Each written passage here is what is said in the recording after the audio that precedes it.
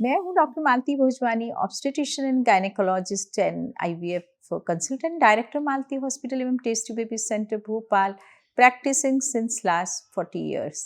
Endometrial polyp क्या है, वो क्यों हो जाता है और क्या गर्भधारण में उससे मुश्किलें आ सकती है, उसका इलाज बहुत मुश्किल है, डॉक्टर क्या ऑपरेशन करना पड़ेगा और उसके बाद ये क्या फिर से हो सकता है क्या, इस तरीके के बहुत सारे सवाल महिलाओं के जहन में आते हैं जबकि सोनोग्राफी में पॉलिप का डायग्नोसिस होता है।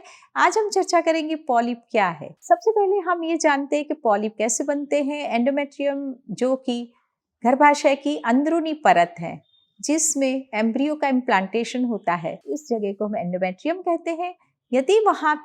यदि कुछ एरिया में कुछ थिकनेस बढ़ जाती है या मस्सानुमा, जिसे हम मस्सा कहते हैं, ऐसे ग्रोथ हो जाती है, उस चीज को हम एंडोमेट्रियल पॉलिप कहते हैं। पॉलिप बहुत तरीके के हो सकते हैं, जो कि एंडोमेट्रियल पॉलिप हो सकता है। कभी कभी फाइब्रॉइड भी एक पॉलिप के रूप में वहां पे ग्रो कर सकता है और कभी कभी मैलिग्नेंट पॉलिप भी हो सकते हैं।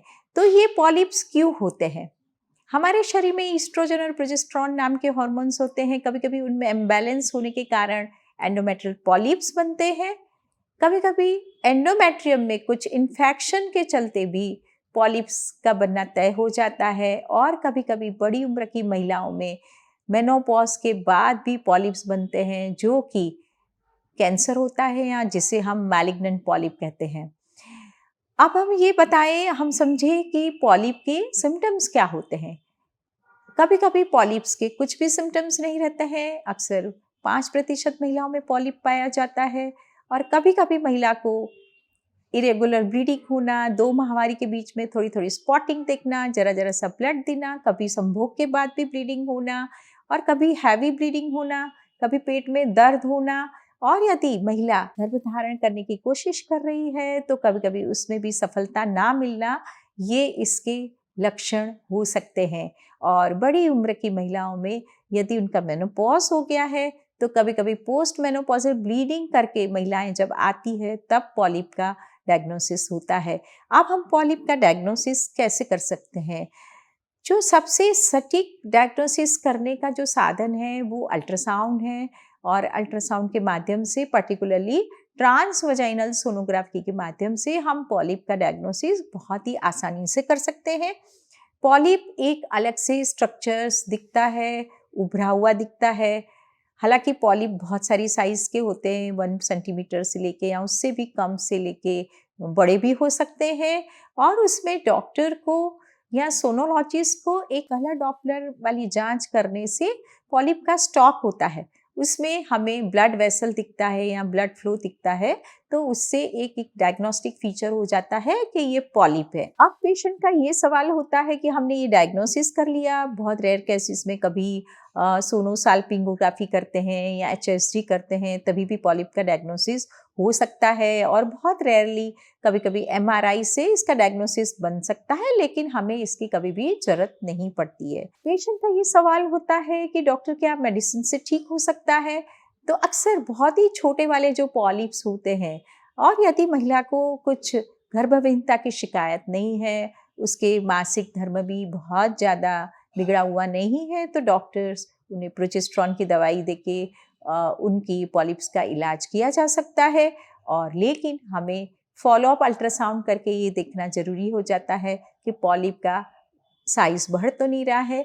लेकिन जिन केसेस में उनके सिम्टम्स धीरे धीरे बढ़ते जाते हैं और उनका इनफर्टिलिटी में और कोई चीज़ और कुछ एबनॉर्मलिटी नहीं दिखती है, तो फिर हमें पॉलिप का इलाज करना ज़रूरी हो जाता है। पॉलिप का ट्रीटमेंट है वो बहुत ही आसान है। इसको हिस्ट्रोस्कोपी के माध्यम से हम इसको आसानी से निकाल सकते हैं। इसमें कोई भी बड़ा लंबा चौड़ा ऑपरेशन या पेट पे टाँके नहीं लगते हैं। एक दूरबीन नुमा जो इंस्ट्रूमेंट जिसे हम हिस्ट्रोस्कोप कहते हैं, ये शॉर्ट एनेस्थीसिया के अंदर यूट्रस के अंदर डाला जाता है। उसी में से इंस्ट्रूमेंट डाल के पॉलिप को उसकी जड़ से निकाला जा सकता है और ये 10-15 मिनट का प्रोसेस रहता है। इसमें कोई पेन नहीं होता, ये बहुत खर्चीला नहीं है और उसी दिन सेम डे 2 घंटे के बाद पेशेंट घर जा सकती है। और कई सेंटर्स में ऑफिस हिस्ट्रोस्कोपी से भी पॉलिप रिमूवल किया जा सकता है। लेकिन पॉलिप निकालने के बाद हमें ये ज़रूर सुनिश्चित कर लेना चाहिए कि हमें पॉलिप का जो बायोप्सी टेस्ट है, उसका हिस्टोपैथोलॉजिकल टेस्ट है, वो ज़रूर करा लेना चाहिए। उससे 2 फ़ायदे होते हैं कि पॉलिप किस प्रकार का है और पॉलिप में कोई कैंसर के लक्षण तो नहीं है, इस चीज़ का पता करना बहुत ही ज़रूरी है। और इन्फेक्शन है तो फिर उसका कल्चर कर लेना चाहिए। इस तरह से पॉलिप के इलाज से महिलाओं को बिल्कुल डरना नहीं चाहिए। और ये देखा गया है कि पॉलिप होने के कारण यदि हम ट्रीटमेंट करते हैं इनफर्टिलिटी का, तो उसमें हमें सफलता नहीं हासिल होती है, क्योंकि एम्ब्रियो इम्प्लांटेशन की प्रोसेस में पॉलिप इंटरफियर करता है और इसमें इम्प्लांटेशन फेलियर हो जाता है। इसी कारण यदि पॉलिप बन भी जाते हैं ड्यूरिंग आईवीएफ साइकिल के दौरान, कभी ईस्ट्रोजन देते हैं और पॉलिप्स बन जाते हैं, तो उस साइकिल में हम सारे एम्ब्रियोज फ्रीज करके पहले पॉलिप का पूरा ट्रीटमेंट कर लेते हैं, उसके बाद उसका इनफर्टिलिटी का ट्रीटमेंट करने की सलाह दी जाती है। इसीलिए यदि पॉलिप है तो आपको बिल्कुल घबराने की ज़रूरत नहीं है, आप इसे ट्यूमर ना समझें। ये बहुत ही आसानी से ट्रीट किए जाने वाला यूट्रस का डिसऑर्डर है।